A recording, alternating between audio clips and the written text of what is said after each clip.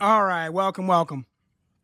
So, for this next one here, we're doing Lee Cronin's The Mummy, right? Now, this was going to be a little bit short, so again, welcome to Horror Madman, and this is just very simple horror kind of review. Nothing special, just giving you my little input on it. I'm not gonna lie, I thought this shit was gonna be ass. Thought it was gonna suck. I thought it was gonna have any value. Thought it was gonna basically be another one of those horror movies where people just talk and then jump scares, paranormal bullshit, remake or not. I'm not even gonna go into the prior movie or like anything in depth in terms of knowledge. Just my experience on it. And I'm gonna tell you right now, as a horror movie, it was a phenomenal movie. Listen, to me in 2026, 2025, finding a horror movie like that is high value and that actually is of high quality is a little bit rough as far as like value and shit. I think the biggest thing is like having something with structure and having something that you actually enjoy to watch that is not only relevant but enjoyable. That's not the same thing. Midsommar is great. Devil's Rejects great. I have a lot of horror movies under my belt. This is a little different, okay? This shit was fucking creepy. And this is kind of what it looks like when parents are negligent to an extent. But they do what they gotta do, and that's pretty much the most important thing in this fucking movie, okay? So basically, we're watching a girl by the name of Katie. And Katie basically, early on in the movie, goes missing. These parents end up losing their ability to. They almost get arrested flat out. And long story short, she comes back. Katie is disfigured, like AKA the mummy. And first of all, I wasn't really paying attention at first. Like, who cares? She's creepy. She's annoying. She's disfigured. Who gives a fuck, right? The family almost gets thrown in jail. And due to her pops and mom, in terms of like excavation, or my understanding of like the archaeological aspects of looking into tombs, Egypt as a whole, or other forms of African tombs ancestrally, and where the mummy comes from a not just like the Book of Torah, or like Book of Hera, correct myself, or the Torah, but like a theological standpoint. We have the mummy, and we have this rendition where this girl basically becomes a killing psychopathic mummy as a child. And basically, the grandma, of course, throughout the story, she's praying a lot. The family's struggling to get Katie to actually, oh, no, thunder and lightning. They're struggling to get Katie to actually go to get her to behave. She's stabbing herself. She's like trying to kill herself, it looks like. She's eating beetles and bugs. But reality is she's not really doing that in the way that you think. It looks like she's more like just trying to control the ability to not be possessed. That's what it looks like. Like she's trying to not be possessed. Or the other way around, correct myself. Katie looks like she's trying to maintain consistency and not be possessed. And this mummy is fighting it by eating scorpions, beetles, hurting the family, controlling her little brother, abusing the grandma, using her sister to like abuse people and the teachers and students, cursing at people. It's very interesting, to be honest, because most of this movie, I'm like, who cares? But it's a little comedic, personally, to be honest with you. It's to the point where like the father goes into a whole argument with his wife. Look at what you didn't do. You didn't take care of her. Like, nigga, you wasn't doing what you were supposed to do. You both wasn't being good parents. Because your daughter got kidnapped, and there's a consequence to it. She clearly was abused, and y'all don't know how to admit it. Y'all can't find the people that kidnapped her, and now there's an issue when it comes to that in terms of how do you evolve and grow as parents and human beings instead of not being accountable for your actions, not being accountable for your behavior, not being accountable for not taking care of your children. Parents today are negligent as fuck with their kids. That's kind of what this movie's about. Throughout the movie, I'm watching this, and this is somebody that has worked as terms of like healthcare consultants for the last 12 years. And when you're a consultant, you understand that long-term care as a benefit has value to it. If you are spending out of pocket in a lot of places and your children are sick, your adult relative is sick, there's a disability, you're paying $65,000 out of your pocket. In most cases.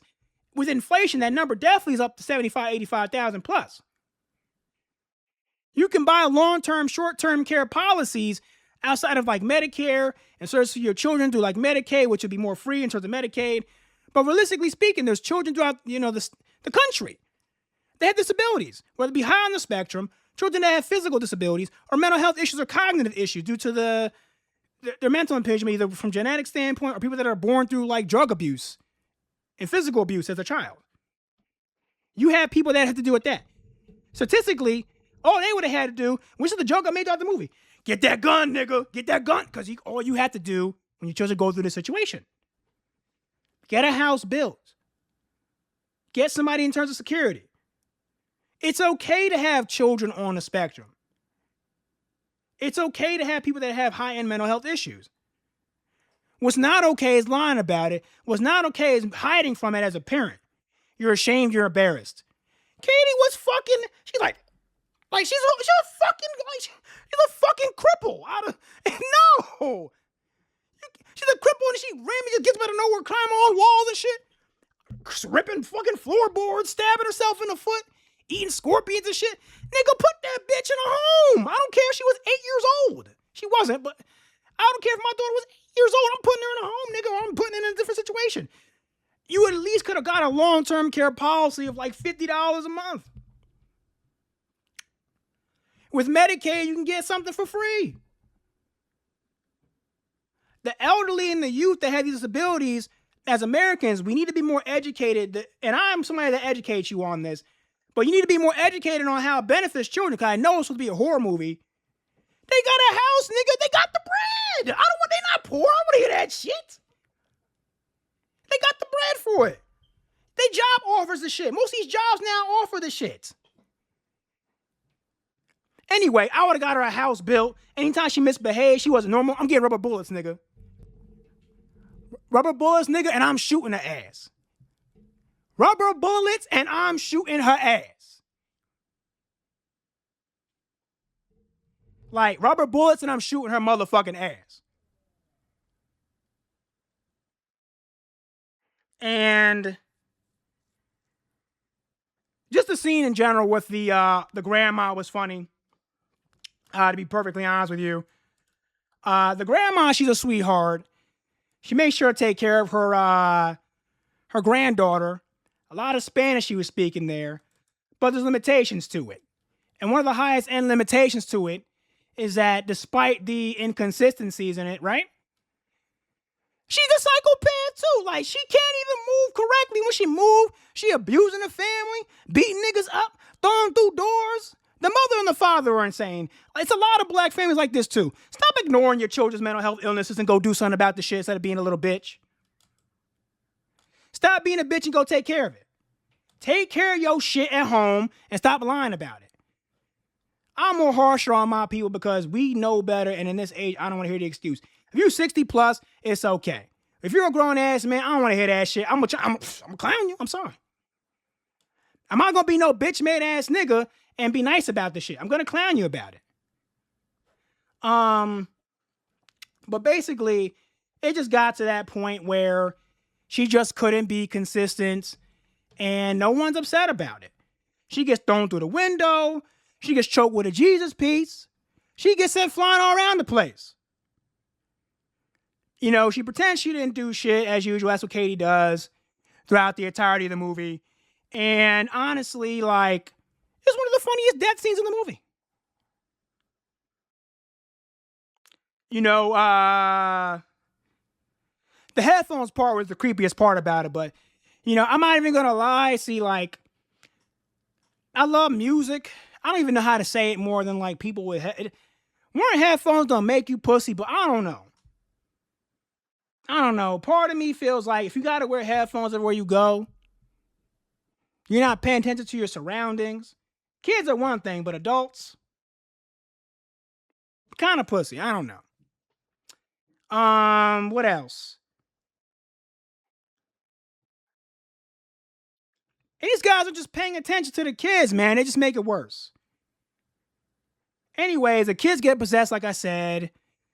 like I said, when the grandma dies, kid fucking throws the coffin over the place. Like, that shit's crazy. I just don't understand. Like, even if you're cheap, put the bitch in a cage.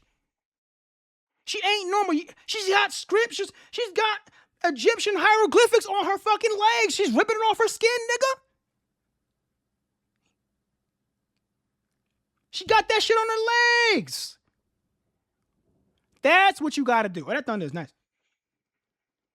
Just pay attention to your kids, man, because this shit, that's the only thing about this movie I could stand. Like, niggas ain't paying attention to their kids, boy. And I went on this whole rant about like physical, cognitive, and mental health issues as a healthcare consultant as well. But basically they have this woman who, again, she's on a hunt, like, I jokingly call him Chris because of Midsommar, but haven't seen him in a movie in a while. Great movie, by the way. She's like female James Bond running through these tombs, pop, pop, pop, pop, pop, shooting niggas and shit. And come through to the house. Katie turns the whole house into a rampage, fucks everybody up. I'm not even going to spoil it. My favorite part of the movie is still the family. As a family, they getting revenge for their child and everybody's getting smoked. They getting revenge for their kid and they getting smoked. That is my favorite part about it. That's my favorite part about it. And honestly, I think the value of this as a story goes to show that parents should treat their children not just as, heirs.